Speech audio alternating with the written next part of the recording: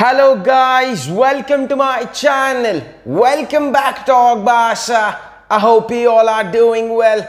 It's Barcelona versus Inter Milan and welcome to the Champions League, guys. And this is a match, guys, which is a do or die situation.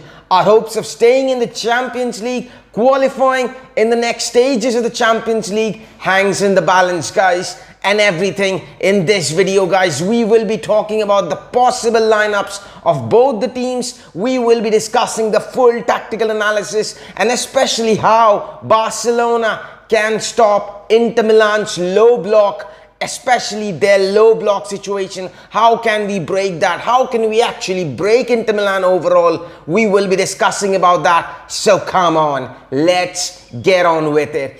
And starting with the possible lineups, guys. First of all, discussing about Inter Milan's possible lineup, guys. And for me, guys, it is simple. They're going to go once again with the 3 at the back formation, especially 2 fullbacks, which means 5 defenders as a whole, 3 midfielders and 2 proper centre forwards. It can be 1-1. The formation can be 3-2 or especially 5-3-1-1 formation or something like that, or 3-5-1-1 or 3-5-2 formation.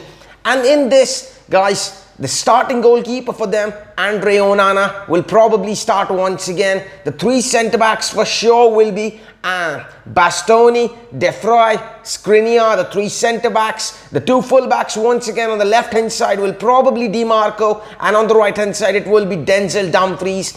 In the midfield, guys, there I think it should be Barella, Hakan Çalhanoğlu, the goal winner, the one who scored the goal at the San Siro, and the return of Brozovic, a very, very important player. Brozovic, it's going to be important for Inter Milan. And the 2 centre forwards, it can be anything. It can be Dzeko, it can be Lautaro, it can be Romelu Lukaku, and probably, guys, it's going to be Lautaro Martinez and Romelu Lukaku. And this can be the possible lineup for Inter Milan. Now coming into our possible lineup, and what can be our possible lineup in this match?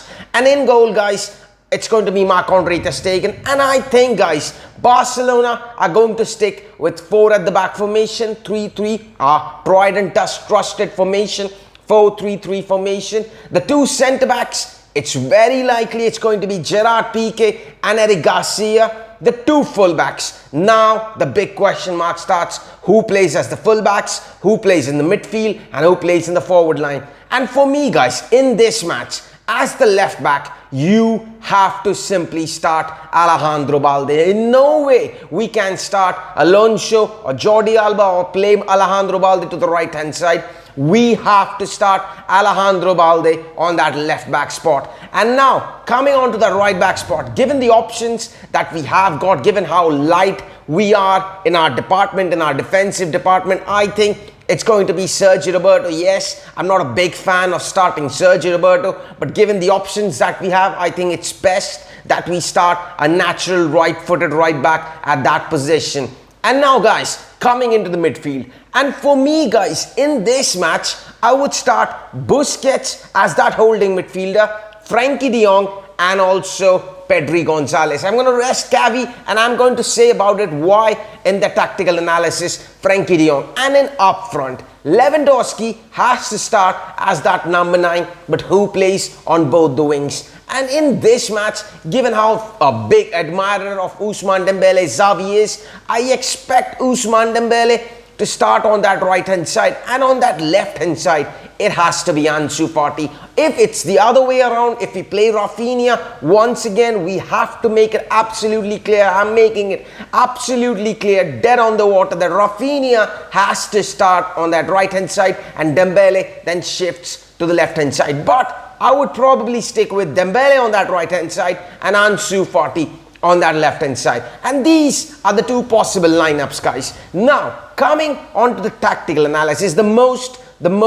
important part now is how do we break Inter Milan's low block team? How do we get past that team? And starting, guys, with the centre-backs. Yes, I know it's Gerard Piqué, it's Eric Garcia, not one of our high-maintained centre-back profiles. But, guys, we can't be dwelling or sulking about it that we don't have options, we don't have this. What we have to find the positivity and we have to play to our strengths. And for me, guys, Gerard Piqué and Eric Garcia, both of these players, two excellent ball-playing centre-backs. And what we need to do from these two centre-backs is to play one centre-back. One centre-back should go all the way, play with the ball so that they can drag one midfielder out of their position. Maybe Barella, maybe Brozovic, maybe Hakan Çalhanoğlu, Eric Garcia or Gerard Piqué. It should be Eric Garcia, probably driving with the ball, playing with the ball, proper ball playing centre-back to drag one midfielder.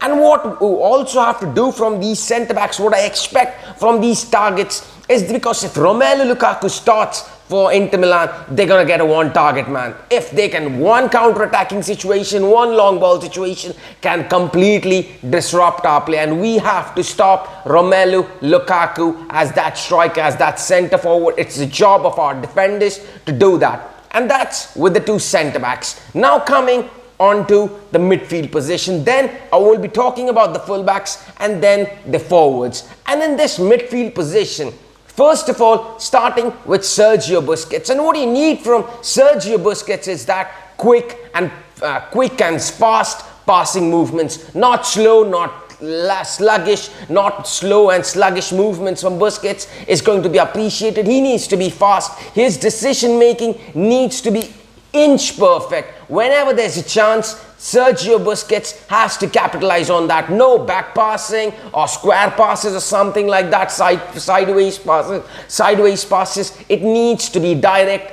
and more progressive passing. We need to have progressive possession, which means that not meaningless possession, meaningful possession needs to be kept. And that's what I expect from Sergio Busquets to be at the top of his game. And the reason now why I think we should play Frenkie de Jong in this match is because Frenkie de Jong is one of those players who can make those runs, who can make those in-behind runs inside the box, making it unpredictable for the defenders. And the last thing that you want, that the Inter defense, basically last thing that they want is basically to stretch themselves. They don't want to stretch themselves. They want to play deep. They want to defend. They want to say to us that have possession, play whatever you want to play. We are not going to be playing. We're not going to be disturbing. You can have your ball. You can have the possession. We will be defending and we will be relying on set pieces and counter-attacking situations. And we have to stop that basically. And Frenkie de Jong can make those in-behind runs inside the box,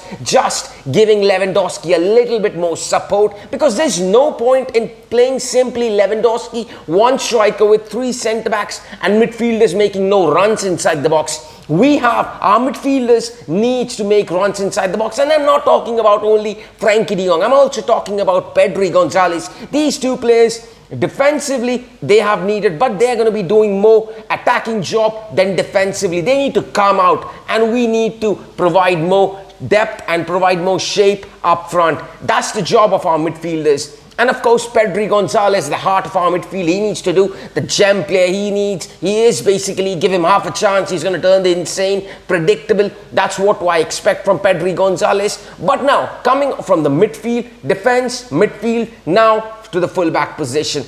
And the reason why I'm going to start a proper left-footed left back in that area and a proper right-footed right back is the reason because our fullbacks needs to do the overlapping runs, inverted runs, overlapping runs. Because when the two wingers, basically whoever plays in that two wingers, when those two wingers comes inside, these two fullbacks, whoever it is, one should be doing those overlapping runs and the other should be staying back, or both of them should be bombing forward to maintain the width, stretch the pitch, stretch the centre halves of the Inter Milan players. And if the wingers are stretching the pitch, then the fullbacks should be doing the inverted runs. The inverted runs needs to be done by the fullbacks. Maybe it's Sergio Roberto, maybe it's Alejandro Balde, whoever it is, inverted runs, overlapping runs needs to be done by them. There is no point in playing fullbacks who's just going to be staying wide, staying deep and just play nothing, the pitch isn't stretched, it's not going to be helpful, it's not going to be useful. So the fullbacks needs to do those runs. And now coming into the front line, guys. Of course, Lewandowski is going to be playing as that number, as that sole number 9 forward. And why I'm playing Ansu Fati is that Ansu Fati is one of those players who can stretch the pitch when it's needed and who can come inside when it's needed. So if he comes inside, it allows Alejandro Balde to stretch the pitch, and Ansu Fati coming inside with the midfielders probably coming inside the box and Robert Lewandowski staying there, it gives extra added man. And we all remember, we discussed this previously, Inter Milan are vulnerable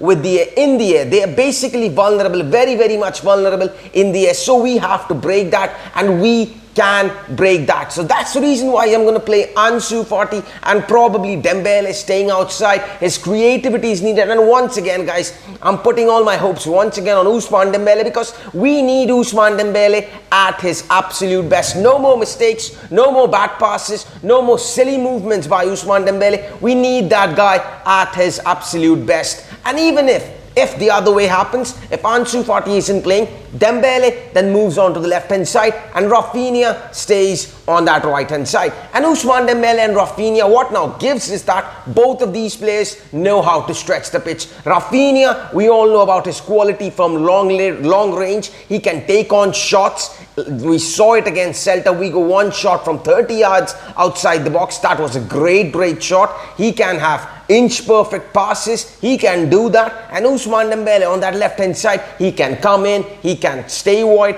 anything can happen. So this was basically talking about our defense, talking about our midfield, talking about what our defense needs to do, our fullbacks and our forward. And these are the few things that I expect from Barcelona to be doing it in order to stop Inter Milan. And I expect that we can do that, because guys, if you ask my prediction on this, I am going to go with Barcelona 2, Inter Milan 1, and or Barcelona 1, Inter Milan 0. I'm going to go for a 1-0 win, because we, in any way, in any shape or form, we simply have to get the 3 points. There is no mistakes, no chance for error, no room for error basically, and we have to do the job. So that's it for today's video. Today's video was a little longer than expected, guys, but thank you so much for tuning in. Thank you so much for joining. And once again, if you're new to this channel, do all those good stuff. Tap that bell icon, tap that subscribe button, do all those good stuff. And thank you so much for joining. I will see you guys tomorrow on the live reaction and watch along. But until unless, thank you all for joining. Until unless, Visca el Barça.